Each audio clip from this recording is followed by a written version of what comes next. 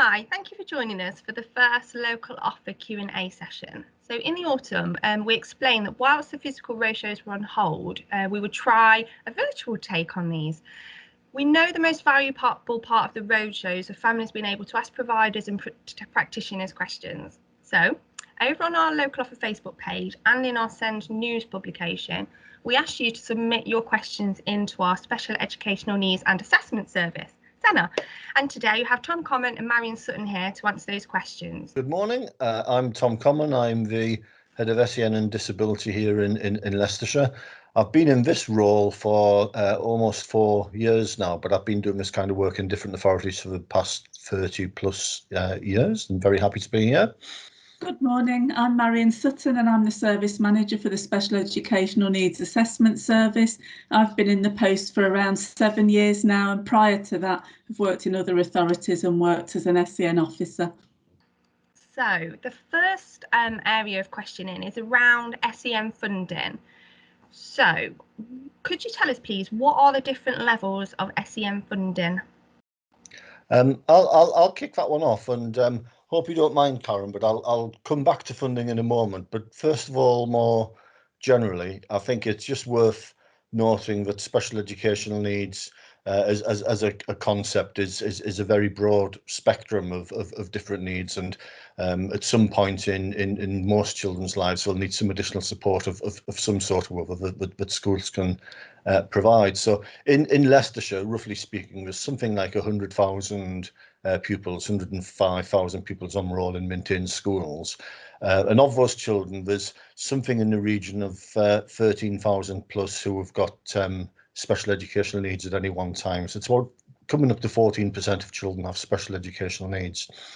The vast majority of them attend the local mainstream school and are supported by the school through the support that the school can give from their own resources. And then there's an additional 3,500 with education healthcare plans. You might hear figures of 5,000 education healthcare plans. That's because that goes up to potentially 25 now, but school-age population, there's around 3,200, 3,300 children with education healthcare plans. And there's a huge amount of focus and attention on education healthcare plans whenever in the media people are talking about special needs. And I just wanted to put that context because, you know, just to repeat, there's over 10,000 on SEN support.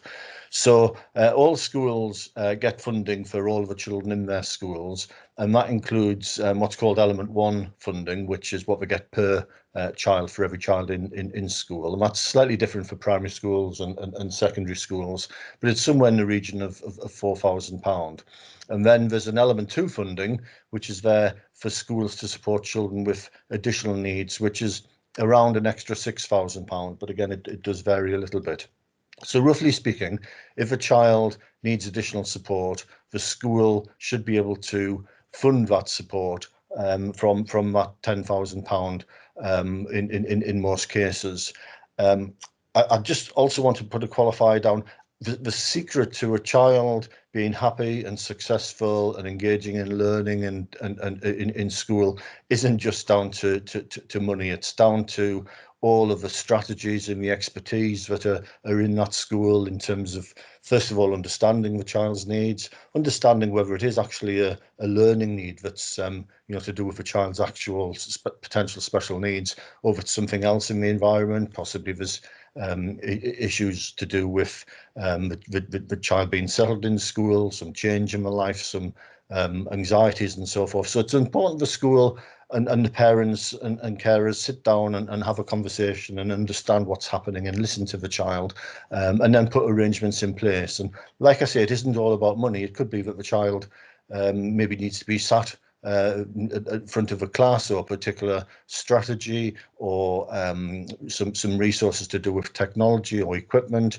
And there's some fantastic schools in Leicestershire, some fantastic SEN coordinators. Each school has a teacher who's called the SEN coordinator, known as the SENCO, and so they're there to support the class teachers. And the starting point for any parent would be to talk to the SENCO and the class teacher and see what the school are doing, talk about your concerns. Often children present differently at home to they do at school, so you may well have seen things that school aren't aware of. And Obviously, you're the expert in your child, so schools will listen to that. So that's a starting point, getting the right conditions for learning, really. And schools will then, if a child needs additional support from element 2, place the child on what's called SEN support. So he or she will have an SEN support plan that sets out what the issue is to help the child to learn, to settle, and what the school are doing about it. And it might involve some additional teaching time. It may well be some resources or some support potentially outside of the classroom. But if that support's got an additional cost to it, which often it does, like I say, that will be up to the first additional £6,000. If the child then isn't making sufficient progress, there'll be a review, and there's outside specialists that we can support the school with, specialist teachers, for example, who can give advice and strategies. And after 2 or 3 cycles of supporting the child in that way, if it's not possible to support the child without additional support from the local authority, then it may be that the school suggests requesting an education, health and care plan. And that is a legal document that, again, outlines all of the assessed needs and potentially puts in place additional support. I don't know, Marion, if you want to come in as the SEND service manager, just to say a little bit about education and healthcare plans. Otherwise, I'm going to be doing all the talking, aren't I? So, I mean, it's just going back to something you said, Tom, about it not just being about funding. It really is about hearts and minds and inclusive practice as well, you know, and wanting to be able to meet the needs of the young people and children in your, you know, in your locality. So yes, yeah, Tom, you've explained about what that might look like in school as reasonable adjustments, best endeavours, and all of that sort of work going on. But if we get to the point where we're looking at an EHC needs assessment and an education, health and care plan is being considered, then obviously that opens up another sort of layer of funding, if you like. You'll have more professionals involved in the assessment side of things who will be able to give advice that would go into an education, health and care plan. And again, it isn't just about the funding, it's going to be about strategies, you know, and other reasonable adjustments that could be made. So whilst we're looking at funding as part of that, it isn't by any means the whole picture there. It's probably just worth mentioning as well, Karen, that as the title of the plan suggests, education, health and care, it's a plan that brings together information from health if a child's got additional health needs or disability, and also potentially from social care if there's any family support needs in the child's home environment. It is a prerequisite that a child has special educational needs to go down the EHC plan route, and they might not have any health or care needs. But just to explain why it's called an education, health and care plan, it's a fantastic idea by the government to bring all of those needs together into one document. But in practice, it's led by the child's educational needs and support, either in school or preschool or post 16. I mentioned potentially up to 25 before. If a child still needs additional support, or a young person, should I say, beyond the age of 18 and remain in further education, then potentially the EHC plan can remain up to the age of 25 whilst we're getting additional support. Well, that leads us on to another question about the EHCPs, actually. So still on the funding topic, however.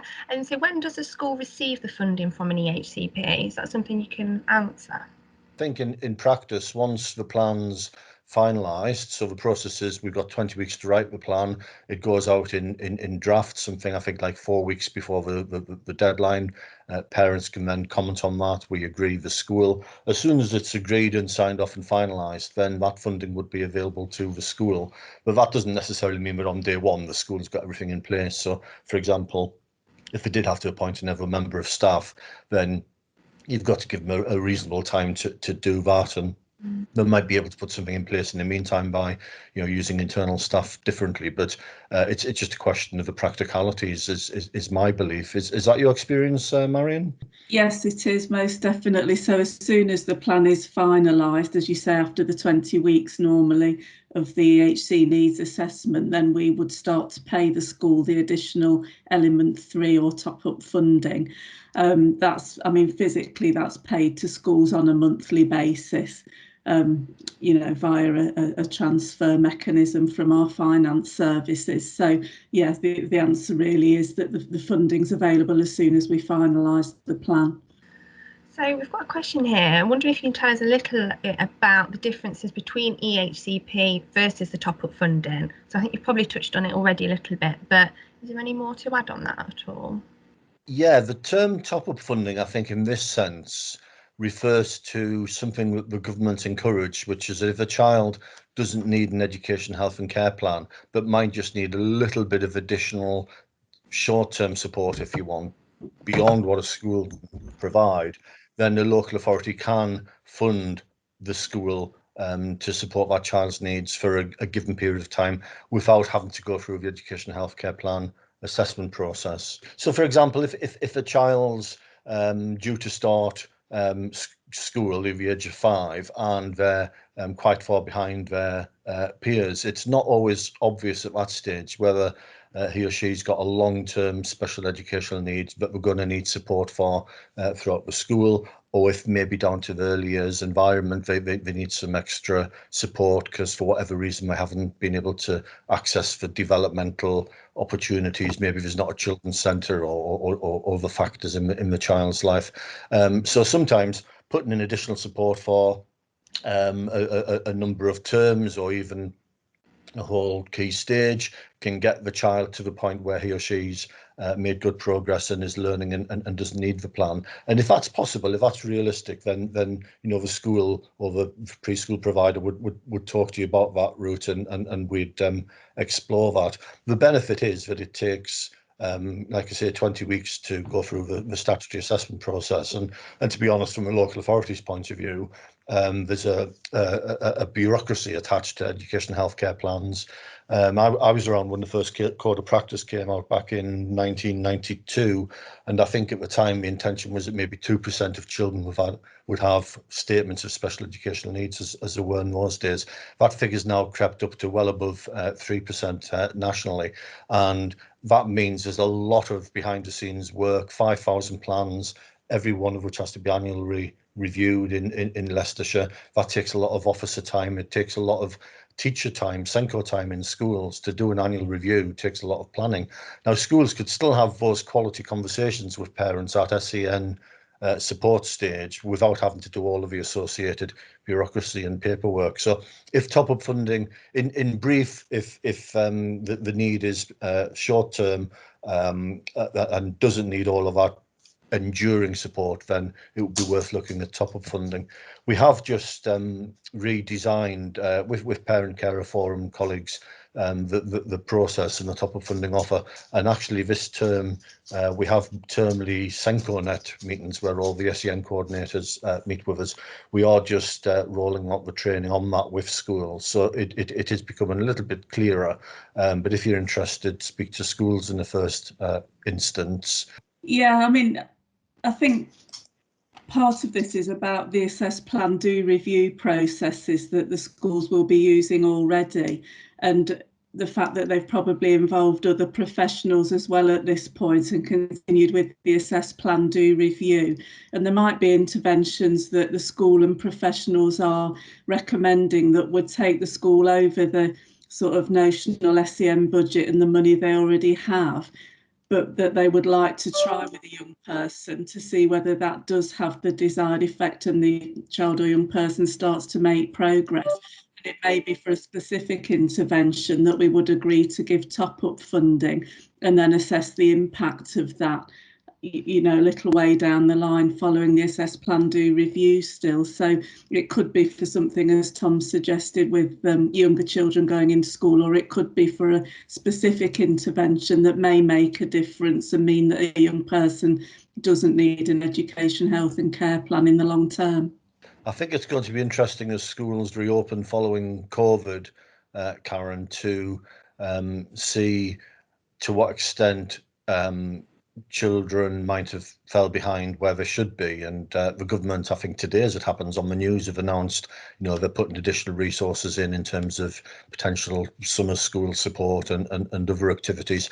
That's a similar kind of notion, I think, isn't it, to try and put the extra support in to help children get back to where they need to be. And I'm hoping that measures like that mean we won't see a big surge in the number of requests for education healthcare plans, because in theory, children shouldn't require a plan just because they've missed some schooling over the last year. We should be able to get them back up to where they need to be. So the next sort of area of questions is around changes of placement for children in school and those sort of transfers between different settings.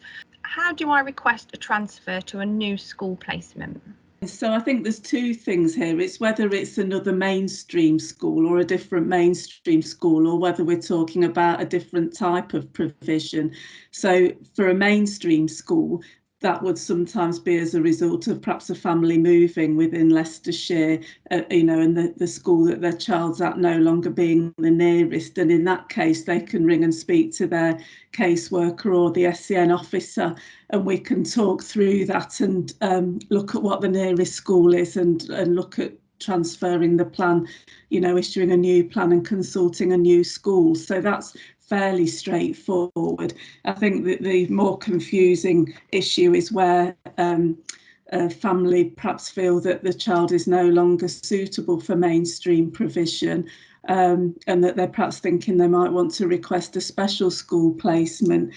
Best practice for that is definitely through an annual review, because that gives the opportunity for the right people to be involved, to talk this through, have the discussion with the family and any other professionals that are involved. But mainly we're looking at for transfers to a special school that a mainstream school provision has been exhausted, really, that there's nothing else that people feel that the mainstream school could do to meet the needs. And the other thing to just bear in mind is that for parents, it is their legal right to have a mainstream school placement, regardless of the child's needs. And if that's what they really want, then that's what the school and the local authority have to work towards providing. But so the answer in a nutshell is we would expect that to come through an annual review, and we'd be looking for evidence as to what has happened or what has changed as to why a young person's needs can no longer be met in a mainstream placement. Well, just to qualify that, but to say that you're obviously talking about children with education healthcare plans, because an education healthcare plan's a legal document, and the school that's named and the provision that's named has to be provided. And so in some ways it actually does take away some parental rights, because you have to go through that process to get the school name changed through the annual review processes. But as I said at the beginning, most children with special needs are in mainstream schools on SEN support without an education healthcare plan. And in most circumstances, it's the same as any child. You can just request through the admissions team for your child to go to a different school. What I would say on that is that in my experience, if the reason for that, obviously if you're moving house and you want to go to a different school, that makes sense. But sometimes parents can be persuaded, possibly by the child, that going to a different school is the answer, and sometimes the underlying problem can represent itself in the new school. So I wouldn't rule out changing schools. It's an important thing to think through, and it's important that children are happy. But it's worth having the discussion with the school first and the young person, and just trying to unpick whatever the presenting issue is in the school.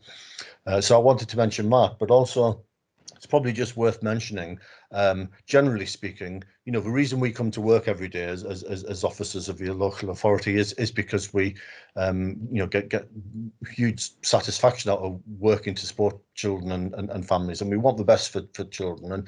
And generally speaking, not only is it a right for parents to ask for a mainstream school, but that's the best place for children. That's my firm belief anyway. After all my years of experience, children can be with their local peers. They have friendship groups. They're in the local community. They don't have to travel. If a child can be supported in mainstream school, then I absolutely feel that's the right thing. And there is some fantastic practice in our schools and academies. But just to say that there is, beyond that, different types of specialist provision, and something we've invested in Leicestershire, and we spent £30 million, or we're spending £30 million over last year, this year, and next year in additional provision. But a lot of that is what we call resource provision, which is, if you want in some ways, the best of both worlds. It's a specialist unit attached to a mainstream school. So you've got small group sizes and expertise in there, but children can still benefit from a mainstream school. And we believe that's often a better alternative than sending children to specialist schools, particularly if they're special schools that are out of area and child has to travel a long way every day.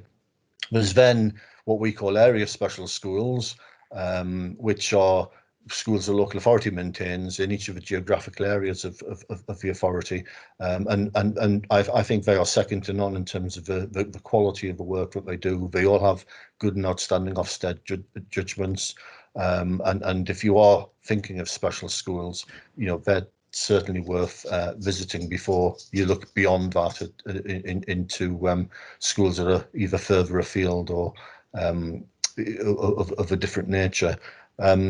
So that's just like a quick overview of the range of support. Most children are in mainstream without a plan. Of those who do have EHC plans, about half are still in mainstream, and then the other half are either in area special schools or resource provisions, and in a small number of cases, more specialist provisions where children have the most complex of needs. It's all quite baffling, I know. If in doubt, talk to your teacher, talk to the SEM coordinator in the school. They have a pretty good overview of services in Leicestershire. I think, Karen and our local office team are fantastic in those roadshows. But the starting point every time is talk to the school. Keep on the same page as the school and the class teacher and special needs coordinator, and 99% of the time you'll work through where to go next. I think that has actually covered all the questions that have been asked. I don't know if there's anything else you want to add, or if Marion wants to add, if you feel that we've not quite touched on everything. I don't know whether there was something about the transfer review period, the timescales for that, for children transferring between schools. So if they're going into school for the first time or going from primary to sort of secondary, those plans will have been amended recently, and the deadline for a final plan for those is the 15th of February. So we're just tidying up on any of those that haven't actually been finalised as yet and are in contact with parents, around that. The next deadline is for those going into FE colleges, and that's the 31st of March. So again, at the moment, there's a focus on working with those families to move and provide an amended EHCP for that deadline. So that was just something to add in about the deadlines we're working to at the moment. So I think that's it for this first edition of our Q&A. So thank you very much for your time. We hope you will find it very useful. We are hoping to keep this as a regular part of Leicestershire's local offer. So do try and keep an eye out on our Facebook page, on our local offer website, and we also always pop it in our Send newsletter as well. And then you can see what future Q&A sessions are coming up, what the topics are, and how obviously you can submit those questions in and we can get them answered. I think that was brilliant. Thank you very much. Thank you. Thank you, Karen. Very glad to be here. Thank you. Bye all. Bye.